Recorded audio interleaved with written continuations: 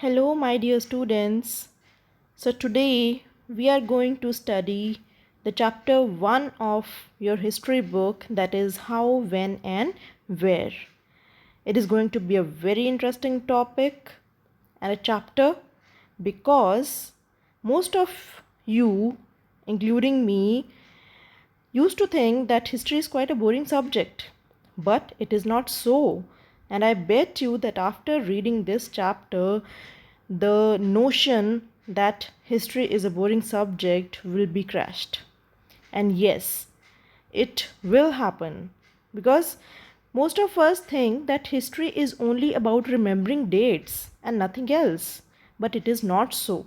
It is much more to it. Okay, so without much ado, let's begin today's chapter.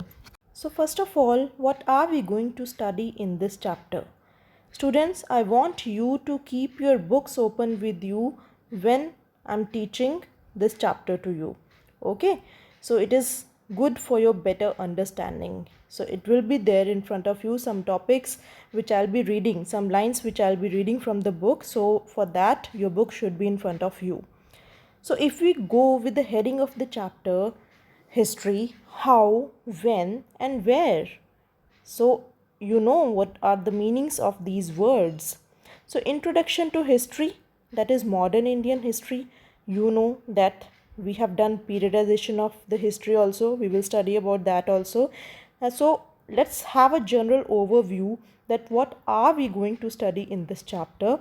So, we are going to study about dates, okay, like how important are dates. So what is the shift that only dates are important, or the events which are equally important? We had always thought that history is only about dates, it is only about remembering dates. So that's why most of the people think that history is a very boring subject, but it is not so. So you have to study history, you have to read history from the events point of view also. Maybe you have to study from dates to events. Okay, it is not only about remembering dates, it is related to the events which are taking place in a period of time, not exactly one date. So which dates to be considered as important in history, then method of periodization, what is colonial, and sources of history and issues related to it. Okay, so in today's part I'll be covering the first topic, dates to events, then which dates are important, method of periodization by James Mill, and what is colonial. Okay, so these four topics we will be studying today. The first topic is how important are dates. A time when history was synonymous with dates. What do you mean by this statement? Synonymous means same. So there was a time when history was considered only about remembering the dates. It was like a date obsessed history. Okay, date obsessed history was there.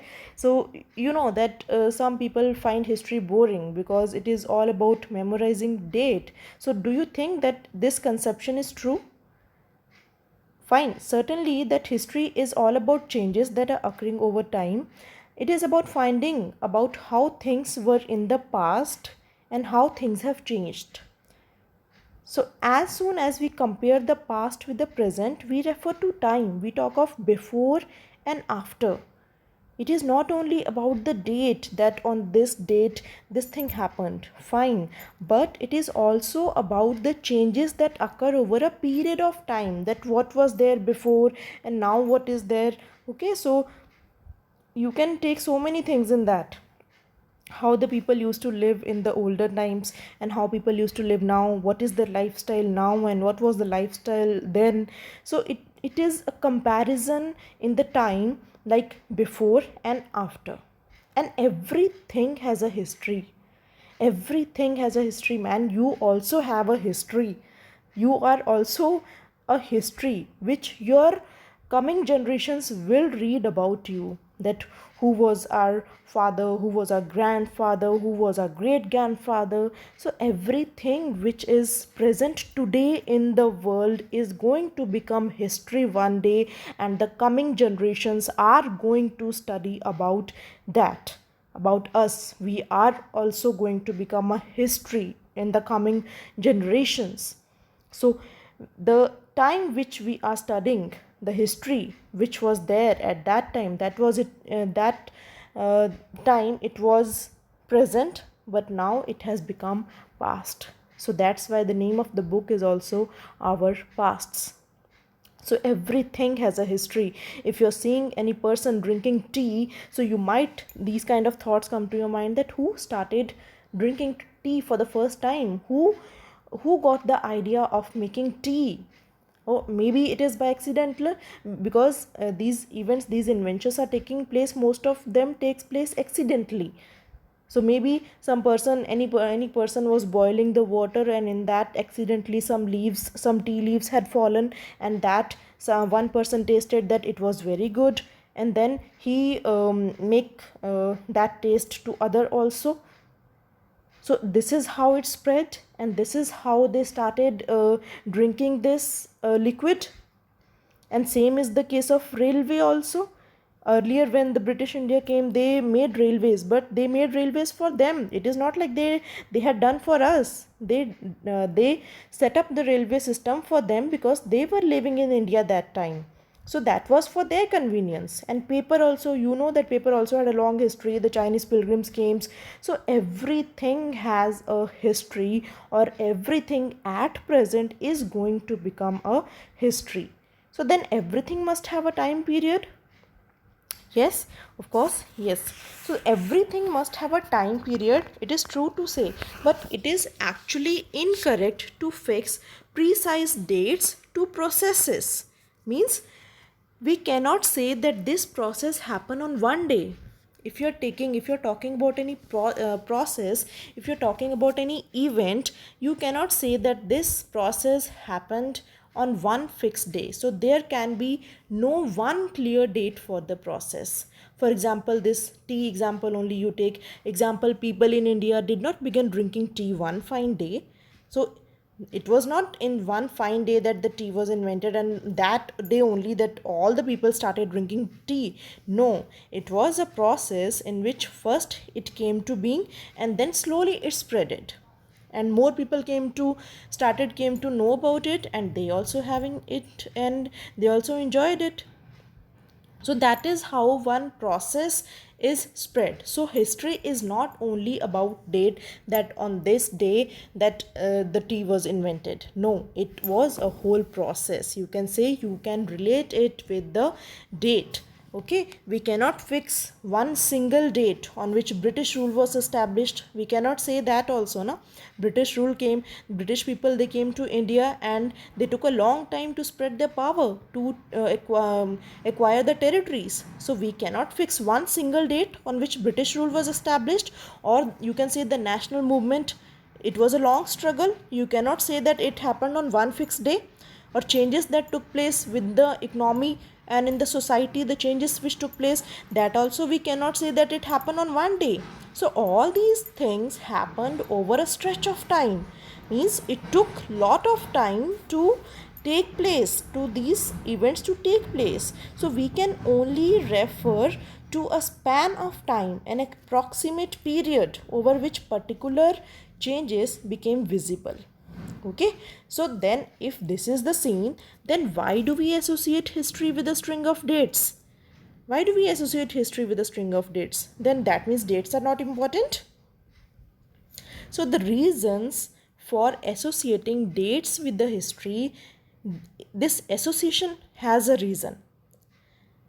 Because there was a time when history was an account of battles and big events. Okay, there was one time, you know, that so many battles have taken place, so many between the British people and the powerful rulers of India. The battles took place, and these were big events.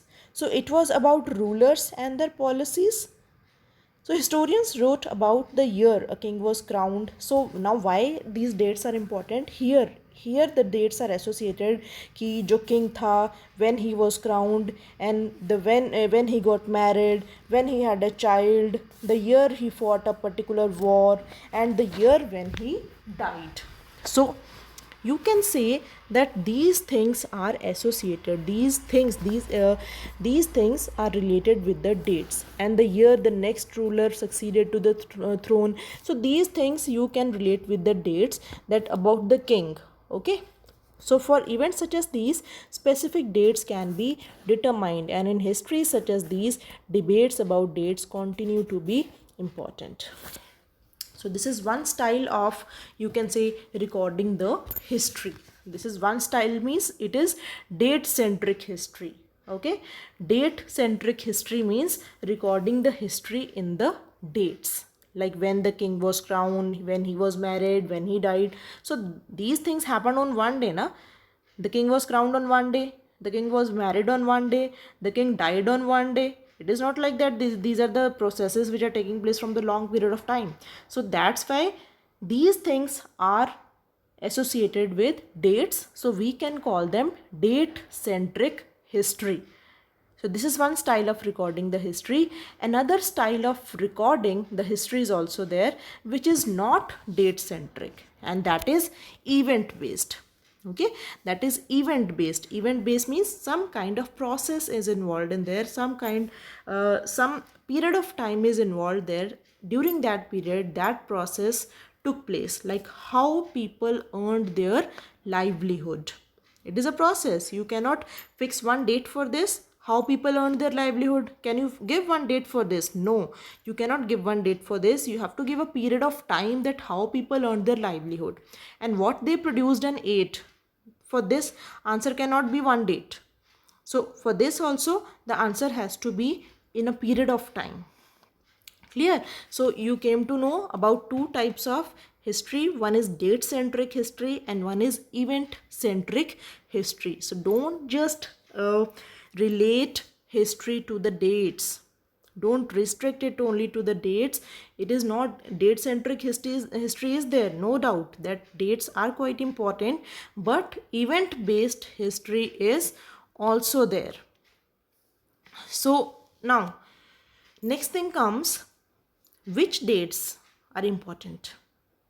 Which dates? Like by what criteria do we choose a set of dates as important? Because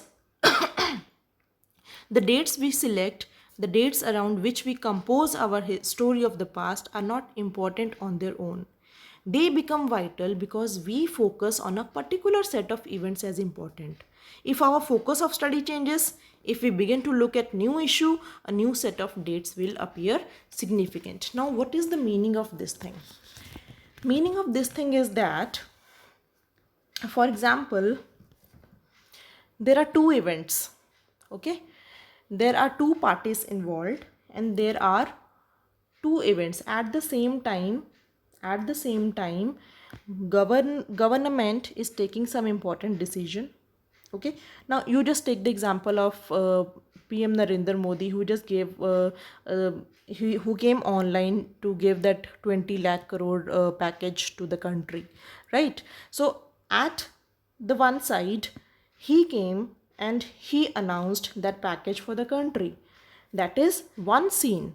And on the other part, there are migrants who are craving for the food, who are desperate, who are poor, who don't have money. Their condition is pitiful, you can say, and they are surviving hard. So are you getting me? On these two sides, we have two faces. On one side, so if you look, if you say, fine, if I concentrate only on one side of the scene, one side of the story, then my dates will be important according to PM Modi. Okay, so I am saying that on this date he came, on the previous date when he came, when he gave the message to enlighten the candles and all that. So if I focus on PM Modi, then my dates will be different, my important dates will be different. But if I go to the another side of the migrants, so then if I focus on that scene, then my dates will be different. Fine. So you can say that dates depend on events. On which event you focus on, that dates become important to you. So if we change our focus of events and issues, subsequently the dates will also change, as I've given you the example. So same thing happened. The history which we read, like British India Company, so they had written the history and they had focused only on their rule. When British were ruling on India and they were writing the history, they were writing everything on their records and memos. So they were writing based only on their rule, means they were only recording their things in that, their rules, their policies, their spreading of power. So they were seeing only that part. So we see history as only from the British point of view, means only from the British perspective. But at the same time, when the Britishers were ruling India, at the same time the people of India were suffering hardships. So that is also another scene. But that time the focus was only on British people. They only focused on themselves, so they presented the history which highlighted them more. So history written by British historians would consider rule of Governor General as important, because obviously they will favor themselves. So what all the rule was there from Warren Hastings to Lord Mountbatten, who was the last viceroy. So they considered their history, their part important. So they focus on their government, their rules, their policies. So their classification will revolve around the British Governor Generals. Their what all they had written, so that revolve around their stories. So Indians and their activities will not have any role in it. So they did not tell anything about this, means what hardships we were suffering that time, what was the condition of the Indians that time. Okay, so this is the thing. But when we will write the history from Indian perspective, a new set of dates will become more important for us to know. Okay, so it depends on one's perspective, that on what things one want to focus and what picture one wants to highlight. Clear? So Britishers wrote about themselves, but they did not involve Indians in that history. What was the condition of the Indians? And but when we will write the history, if we will write the history from Indian perspective, then we will focus on our condition and we will present the scenes from our perspectives. So you can say that old dates will no longer have a significance they earlier had. A new set of dates will become more important for us to know. So that depend that what are we highlighting. So next topic is, how do we periodize? So what happened? What is periodization, first of all, and why periodization took place? So periodization means categorizing the events into periods. So you know that Indian history is divided into 3 periods: ancient history, medieval history, and the modern history. So this British East India Company, they all come into modern history. Okay, before that Muslim rulers were there. Okay, Mughal rulers were there, so that was medieval history. And before that, you know that Buddha, Mahavira was there, so that time that was ancient history.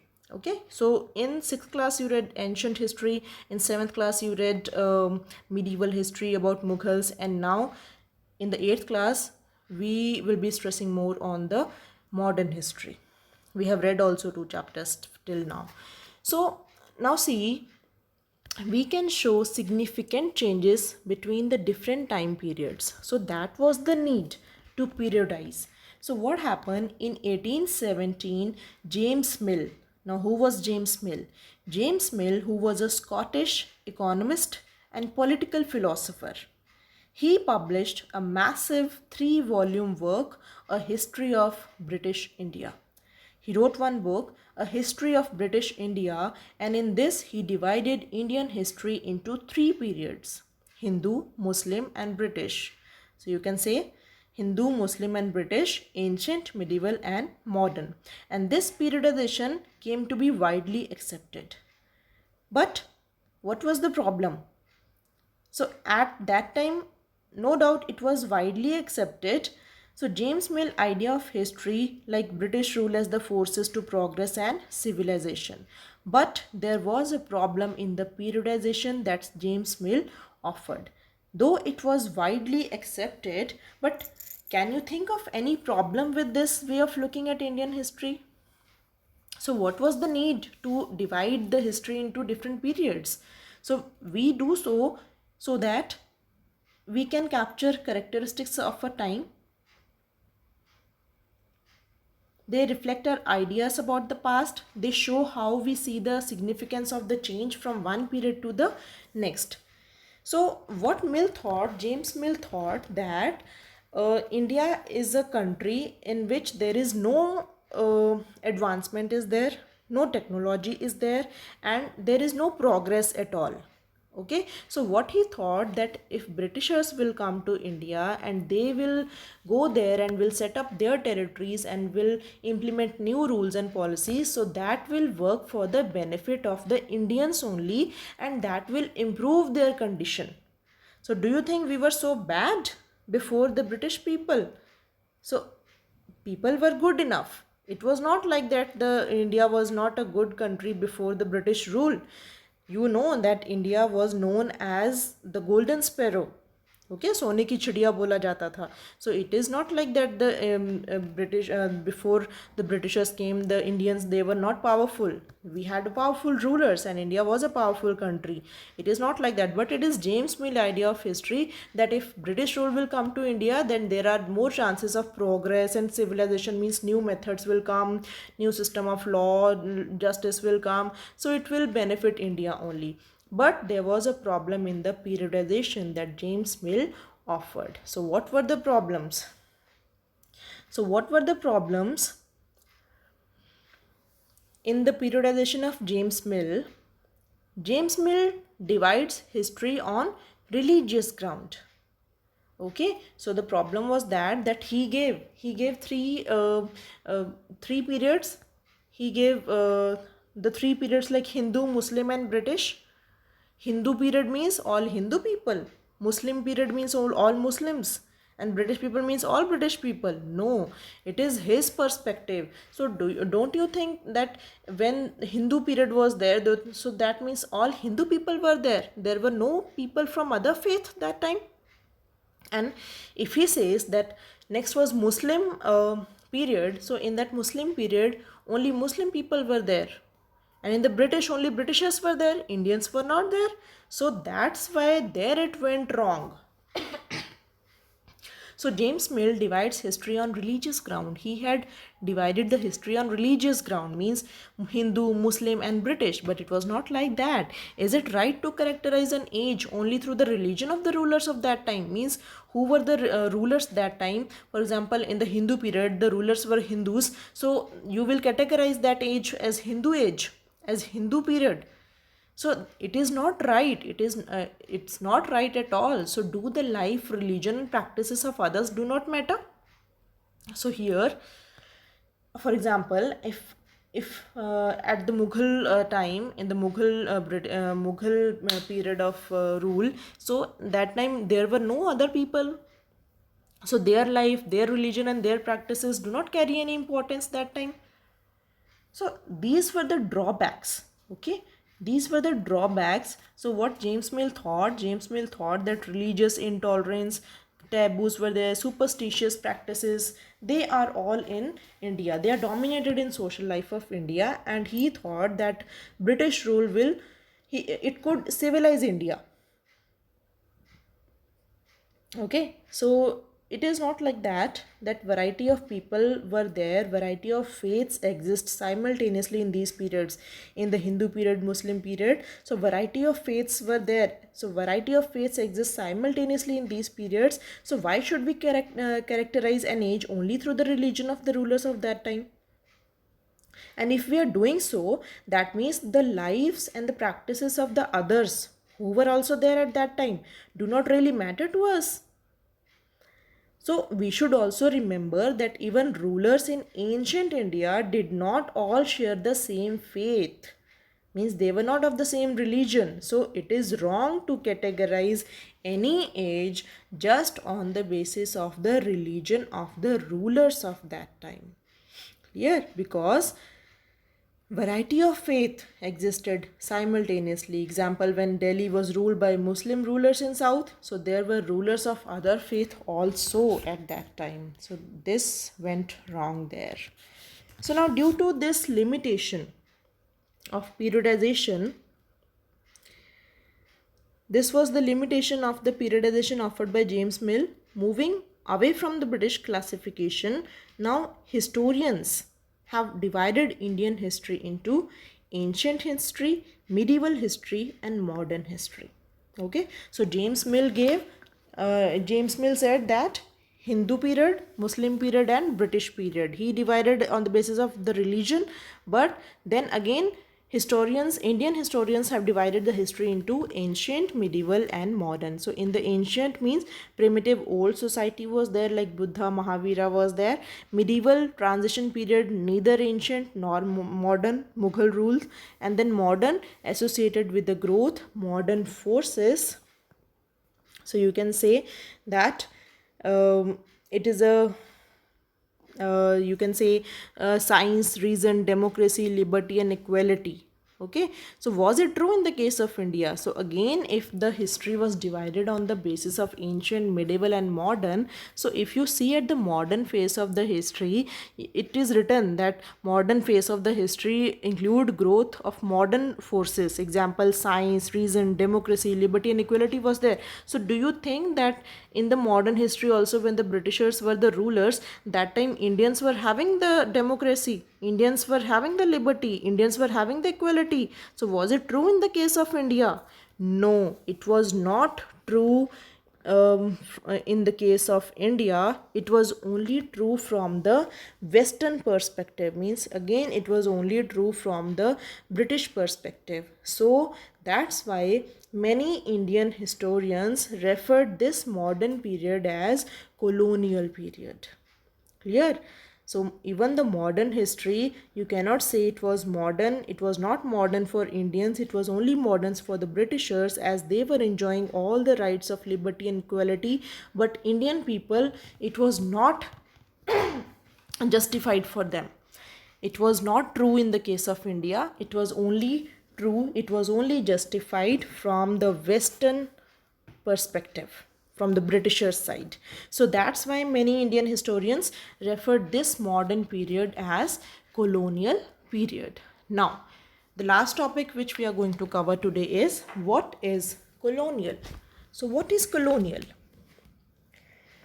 So Britishers came to India, okay. So Britishers came to India, they conquered local Nawabs and rulers. So that time, who were the local Nawabs and rulers of the Bengal, they conquered them, and then they established their rule.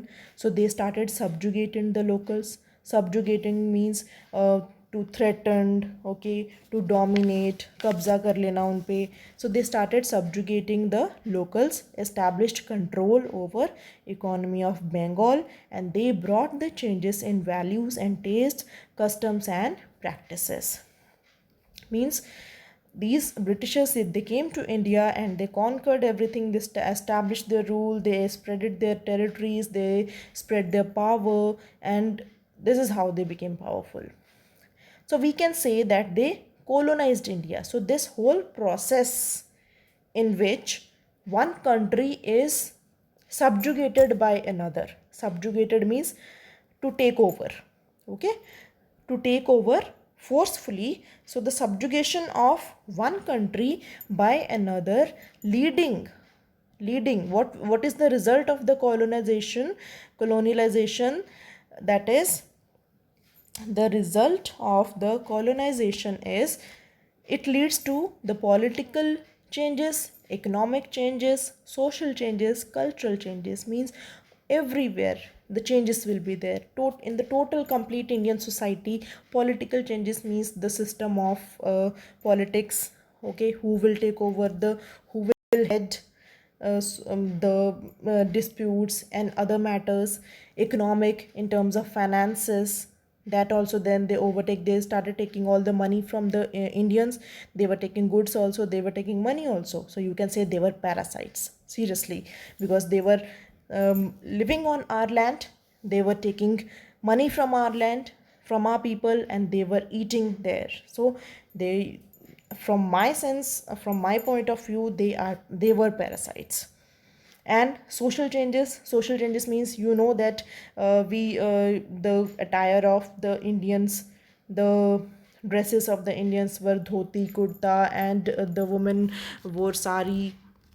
So when they came, so they brought their society with them. So when they brought their society with them, so people used to see what they are wearing and how they are behaving. So that also lead to social changes. And cultural changes also means they brought their culture with them, how they used to celebrate, which festivals they used to celebrate, and how do they celebrate. So these were the things, they impacted India somehow.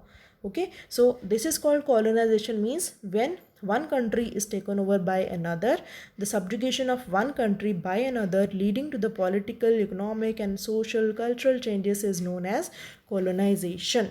Clear? So what today we have covered four topics: how important are dates, which dates, okay, and then how do we periodize. We read about James Mill periodization and what were their drawbacks also. And then again, historians again gave that ancient, medieval, and modern history of periodization, but that also went wrong, that was also not acceptable. So but still we are studying on the basis of that. And then in the last, finally, we read about colonial rule. Okay, so this is for today. Rest of the topics will cover next time. So till then, take care and go for the self reading now. Okay, that is very important. Now you have heard everything. Now when you will go for the self reading, that will give you deeper understanding and will make your concepts more clear. Okay, so all the best and do it. Thank you.